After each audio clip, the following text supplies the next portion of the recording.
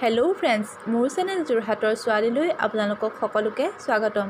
আজি মই এটা মটৰ পনীৰ ৰেচিপি আপোনালোকৰ লগত শ্বেয়াৰ কৰিম।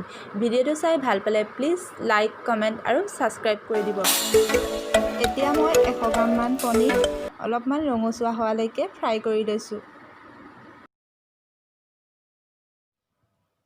এতিয়া মই 2টা বিলাহী, 3টা পিঁয়াজ আৰু 2ফুটামান নহৰু আৰু অলপমান আদা মিক্সিত পেষ্ট বনাই লৈছোঁ।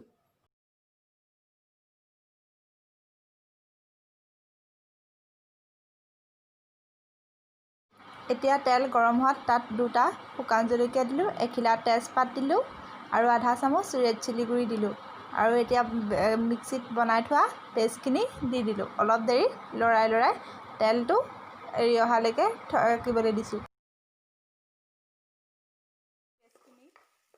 অলপ ভাজি লৈছোঁ।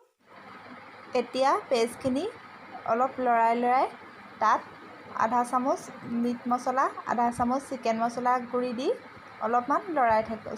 মিট মছলা আৰু আধা চামুচ নিমখ দিছোঁ। মই মটৰ বইল কৰি থাকোঁতে নিমখ দিয়া কাৰণে কমকৈ দিছোঁ।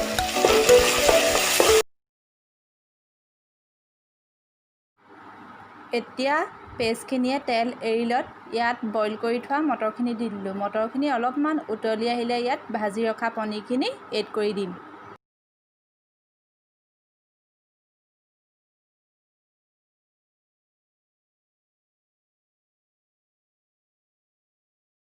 এতিয়া অলপমান উতল আহিলে ভাজি ৰখা পনীৰখিনি ইয়াত দি দিছোঁ আৰু অলপমান গ্ৰেভিখন ঘন হ'বলৈ দিছোঁ।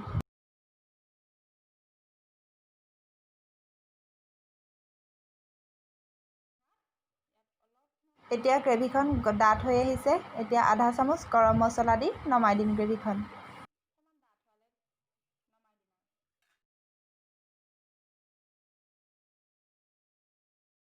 ৰেডি হৈ গ'ল সহজতে বনাব পৰা মটৰ পনীৰ ৰেচিপি। যদি ভিডিঅ'টো চাই ভাল পালে লাইক কৰিব, কমেণ্ট কৰিব আৰু মোৰ চেনেলটো প্লিজ ছাবস্ক্ৰাইব কৰি দিব।